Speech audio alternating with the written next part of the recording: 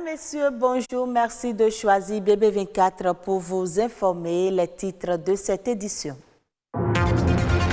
S'interroger sur la façon dont les droits de l'homme sont respectés de par le monde, c'est l'objectif de la Journée internationale des droits de l'homme. À l'occasion, nous irons à la découverte de la Commission béninoise des droits de l'homme.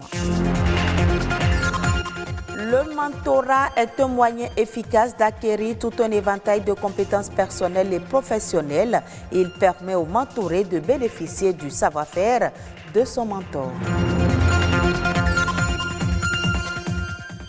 La fente labiale, une malformation qui perturbe plusieurs fonctions et entraîne des troubles de la nutrition, de la respiration et même de la parole chez l'enfant, mais on peut la détecter.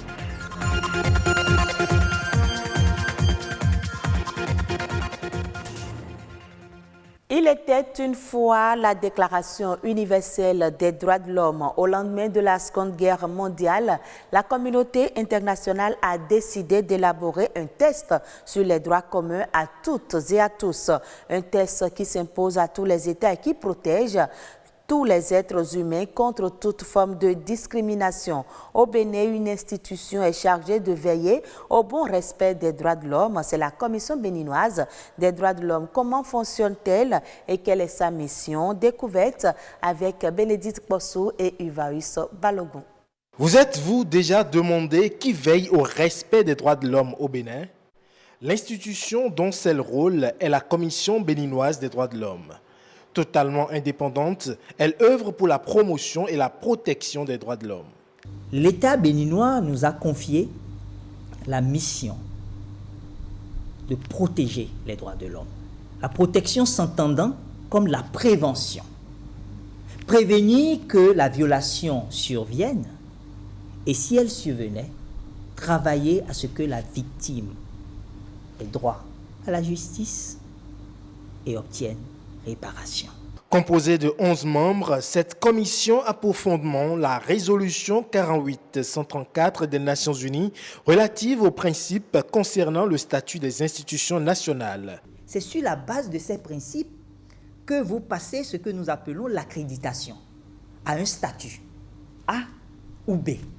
L'intérêt réside dans le fait que vous pouvez participer pleinement en tant que membre à l'Assemblée mondiale des institutions nationales des droits de l'homme. Vous pouvez avoir le droit de vote, vous pouvez prétendre à occuper des postes dans ces institutions. La Commission agit donc en veille sur les questions de droits humains et contrôle les engagements du Bénin dans le monde.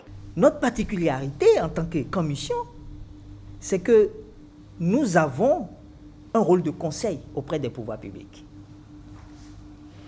Les pouvoirs publics peuvent nous demander de leur donner des avis et de leur faire des recommandations sur toute question touchant aux droits de l'homme. Nous veillons aussi à ce que les obligations internationales découlant des différentes conventions ratifiées par le Bénin soient effectivement mises en application, mises en œuvre sur le terrain. Si connaître les droits humains est indispensable pour pouvoir les défendre, la Commission béninoise des droits de l'homme peut être saisie par n'importe quel Béninois qui se sent lésé dans ses droits. La loi précise qu'on peut nous saisir par tout moyen. À l'aide du numérique, vous pouvez nous saisir par SMS, vous pouvez nous saisir par WhatsApp, vous pouvez nous saisir par Facebook. Mais après cela, vous devez formaliser votre plainte. Et là, la loi précise que vous devez nous saisir par écrit ou verbalement ou tout autre moyen utile permettant de fixer les éléments formels et substantiels de votre requête. Elle sert donc de médiateur entre le citoyen et les pouvoirs publics. En son sein siègent toutes les couches socio-professionnelles du Bénin. Ce 10 décembre, c'est également la journée mondiale du droit des animaux en Afrique. Plus particulièrement au Bénin, les animaux sont maltraités, torturés et tués pour diverses raisons. Cela suscite une inquiétude sur la diminution, voire l'extinction de certaines espèces. Éléonore Lamoui et Rodrigue Blondoumain pour le reportage. Selon le réseau Benin Global Information Facility, Les investigations sur la faune béninoise font état de ce que plusieurs espèces sont considérées comme menacées.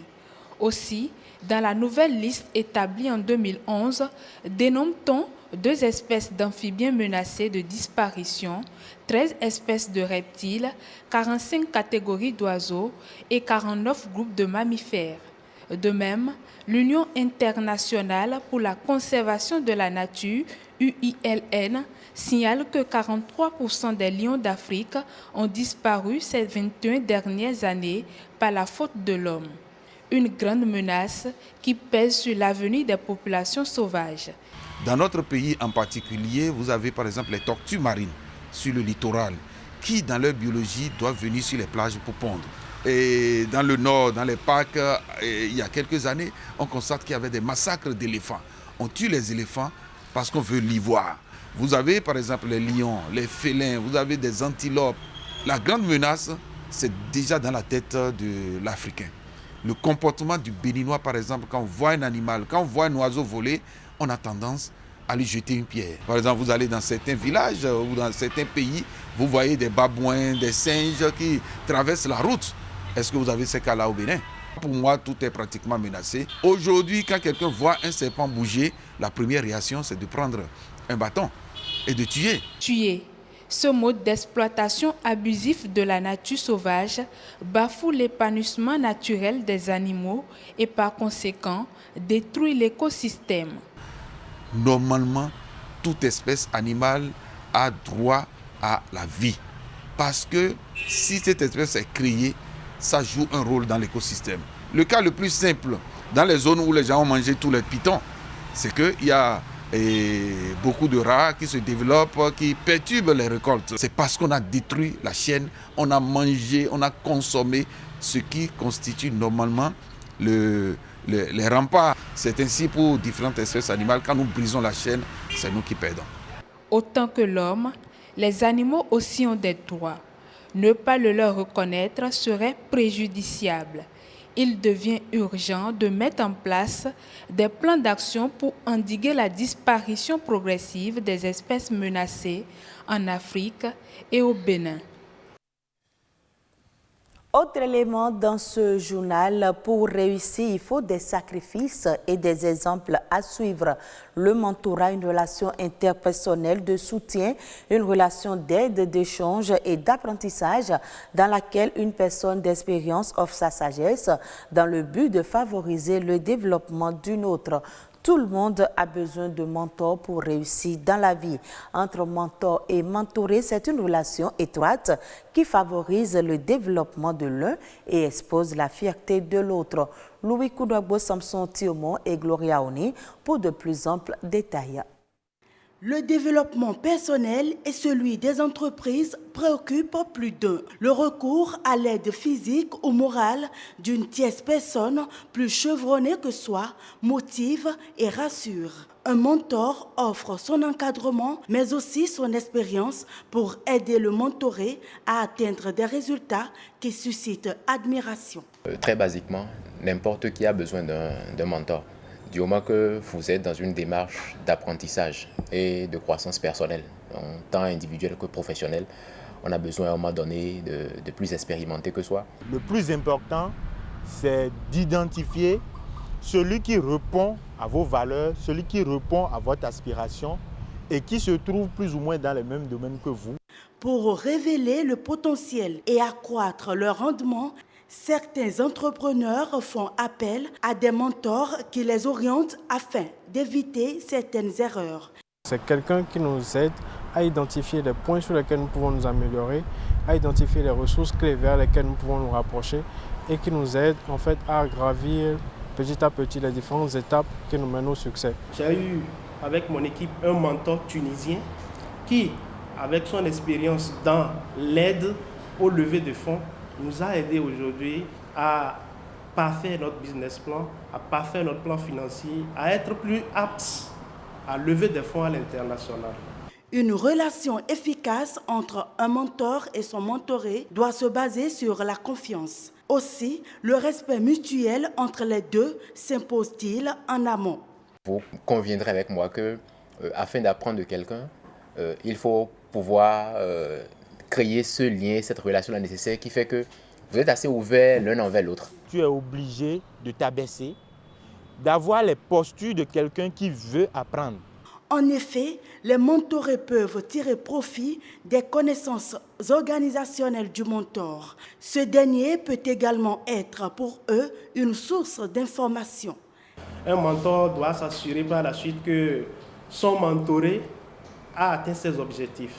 Mes mentors m'ont permis d'identifier les points de faiblesse de mon produit, m'ont permis d'améliorer déjà un peu et d'établir un chronogramme d'évolution de ce que j'ai à faire pour que le produit se porte bien.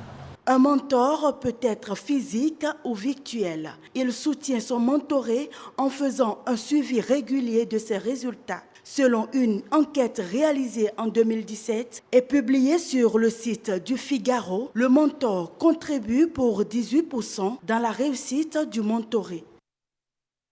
Parlons maintenant santé, plus connue sous le thème de bec de lièvre. La fente labino-palatine est l'une des malformations congénitales les plus fréquentes de la sphère orofaciale.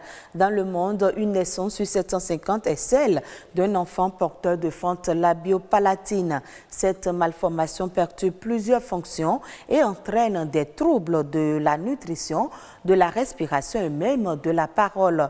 Comment détecter le mal et quelle conduite adopter quand on a un enfant qui souffre de cette malformation? Les précisions avec un chirurgien pédiatre. Il est reconnu que les malformations chez les enfants rentrent souvent dans le cadre des grossesses, soit précoces, chez les filles qui ont eu, les filles mères, les personnes donc âgées de 15 ans, ou bien souvent chez des femmes qui sont tombées enceintes au-delà de 40 ans d'âge. Il en est de même pour l'homme. L'homme qui se marie un peu précocement, qui fait donc enfant avant 15 ans, court aussi le même risque, ainsi que aussi les hommes qui sont au-delà de 40 ans. Pour les femmes qui vont régulièrement en consultation, le gynécologue obstétricien devrait normalement leur faire une échographie au moins 4 fois. Mais l'échographie au 2e trimestre de la grossesse permet de voir ces fentes qu'on constate au niveau des lèvres de ces fœtus. Il n'y a aucun médicament à donner de façon particulière à un tel enfant. Mais il y a quand même à apprendre aux mamans, selon la gravité de la fente labio-palatine dont souffre leur bébé, la manière de téter cet enfant pour que l'enfant n'inhale pas le lait, n'inhale pas la bouillie et consorts. Il y a une manière particulière de les nourrir et cette manière, les pédiatres savent bien le faire, les puéricultrices aussi savent bien le faire.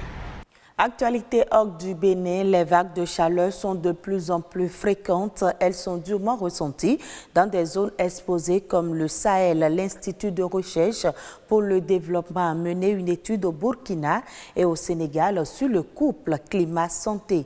Un atelier sous-régional a permis de partager les résultats et de montrer l'importance de l'information météorologique pour atténuer les effets des hausses de température. Reportage.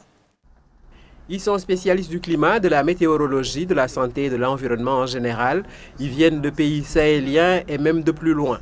Le Burkina, le Niger et le Mali, mais nous avons également de grands chercheurs qui viennent de l'IRD, mais également de la NOAA, de la météo américaine. La participation d'un Sénégalais expert du Climate Prediction Center a permis de s'accorder sur une définition de ce qui est au Sahel une vague de chaleur. On considère une vague de chaleur quand l'indice de chaleur dépasse la valeur de 41 à 42 degrés Celsius et que cela dure pendant au moins 3 jours consécutifs. Autre participation remarquée, celle de l'IRD, Institut de recherche pour le développement, qui a mené une étude au Burkina Faso et au Sénégal sur la relation climat-santé. On a des résultats qui sont préliminaires, mais on veut absolument continuer à développer ces actions. Et cet atelier va nous permettre très clairement de renforcer la collaboration entre les services de la NACIM, la météorologie nationale, et les services du ministère de la Santé. L'incidence des changements climatiques sur l'environnement et la santé est attestée. On aura une perturbation des écosystèmes, pour ne pas dire des habitats naturels de tout ce qui est agent pathogène, mais également vecteur de maladies. Et puisque les vagues de chaleur vont augmenter en fréquence et en intensité, autant anticiper. Nous avons ce qu'on appelle le groupe climat-santé, donc qui traite essentiellement de ces questions pour essayer de voir un peu comment le secteur de la santé peut travailler avec la météo. La sensibilisation des populations par une bonne information météo est la première chose à assurer. Il faut que les populations puissent comprendre quels sont les enjeux aujourd'hui. On peut éviter beaucoup de choses à travers l'utilisation efficiente de l'information météo. La mise à disposition d'informations climatiques fiables au bénéfice des populations va leur permettre d'atténuer les impacts thermiques. C'est désormais une exigence de santé publique. Et c'est la fin de ce journal. Je vous retrouve à 19h45 pour d'autres informations.